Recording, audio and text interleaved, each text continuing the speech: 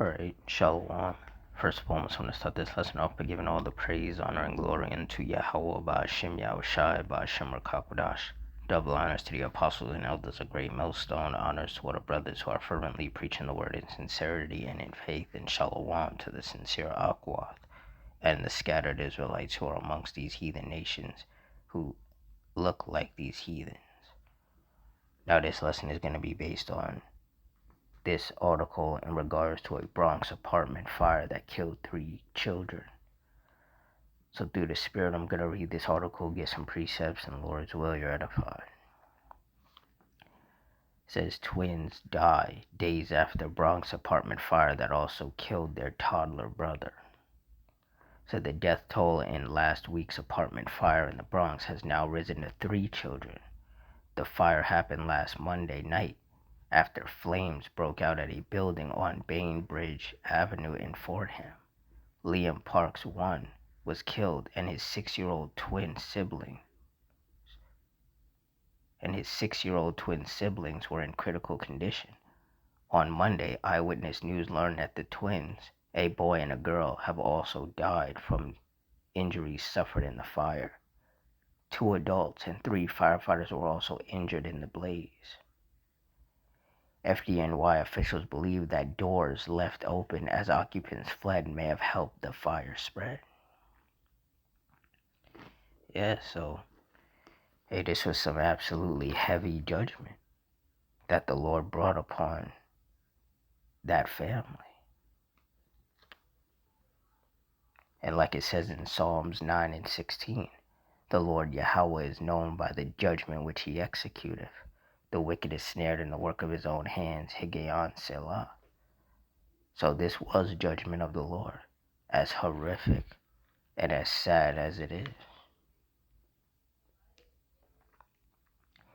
Ecclesiasticus 39:28, there be spirits that are created for vengeance, which in their fury lay on sore strokes. In the time of destruction they pour out their force and appease the wrath of him that made them.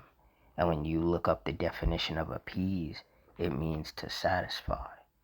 So these spirits that are created for vengeance appease or satisfy the wrath of the Lord who made them by executing his judgments upon wicked people with whom he is angry with. And because, like it says in Romans 2 and 11, there is no respect of persons with the Most High, men, women, and children are liable to get judged, as we see in this article. You know, those 3 children got judged by the Lord.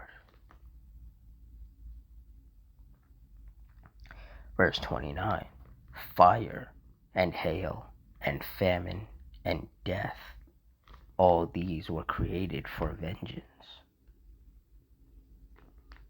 Yeah, so the Lord used that fire to ultimately kill those kids.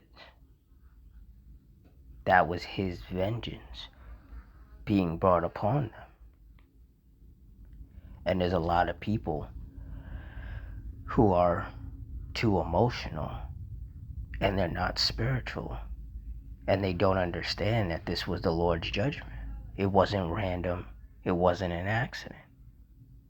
That played out exactly how the Lord intended for it to play out. Verse 30, teeth of wild beasts and scorpions, serpents, and the sword, punishing the wicked to destruction.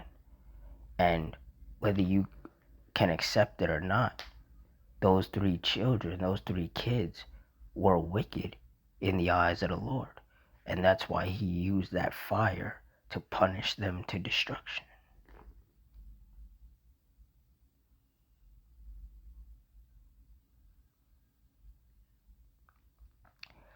Isaiah 29 and 6, thou shalt be visited of the Lord Yahweh of hosts with thunder, and with earthquake and great noise, with storm and tempest and the flame of devouring fire. And that's what the Lord sent upon that apartment building that resulted in those 3 kids getting killed, was a flame of devouring fire.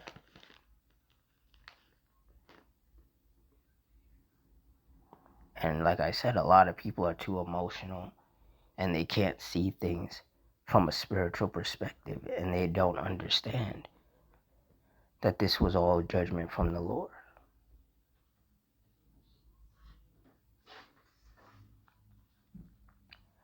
Deuteronomy 32:39. See now that I, even I, am He, and there is no power with me. I kill and I make alive. I wound and I heal. Neither is there any that can deliver out of my hand. And with this judgment, the Lord killed those 3 children, and He wounded 2 adults and some firefighters. But in regards to those kids, there was nothing that could have been done to deliver them or save them out of the hand of the Lord.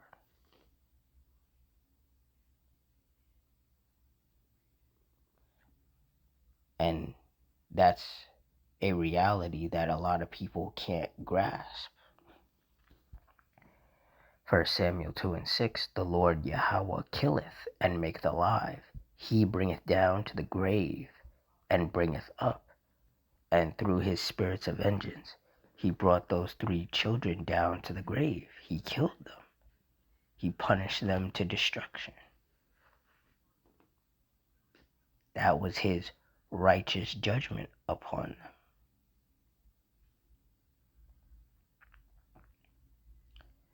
Job 4:7.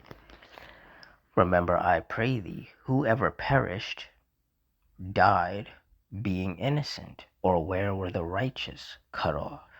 And the answer is no one, not man, woman, or child, has ever perished being innocent, nor were the righteous ever cut off. So those 3 kids, they were not innocent in the eyes of the Lord. Verse 8, even as I have seen, they that plow iniquity and sow wickedness reap the same. And a lot of people will ask, well, what wickedness could they have done? One of them was like 1 year old, and the other 2, I believe, were like 6 years old. Like they were kids, It's like, what type of wickedness could they have done that was so severe that the Lord would bring that type of judgment upon them? And this is where reincarnation comes into play. The scriptures tell us that every 3rd or 4th generation, you get brought back. So you die, and then 3 or 4 generations later, the Lord brings you back on earth to play out more judgment. And in some cases, that judgment happens very early on. Like I said, I believe one of those kids was like, only a year old? That's pretty early.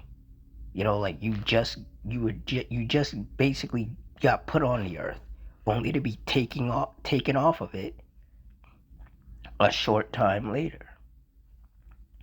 Even 6 years is not that long.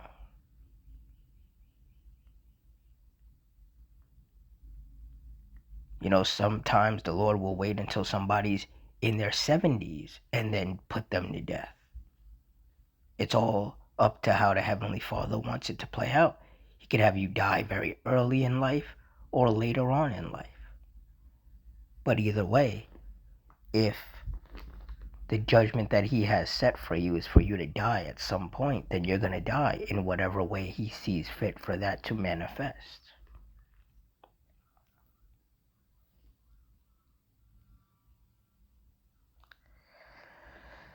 Ecclesiastes 3:1, to everything there is a season and a time to every purpose under the heaven. Verse 2, a time to be born and a time to die, a time to plant and a time to pluck up that which is planted. And as sad as it may be, for those kids, it was their time to die. And so they did,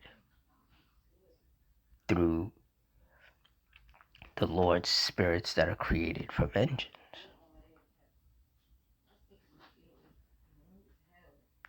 And there's going to be a lot more of these type of situations that are going to take place. These type of judgments, I should say. James 4:9. Be afflicted and mourn and weep. Let your laughter be turned to mourning and your joy to heaviness.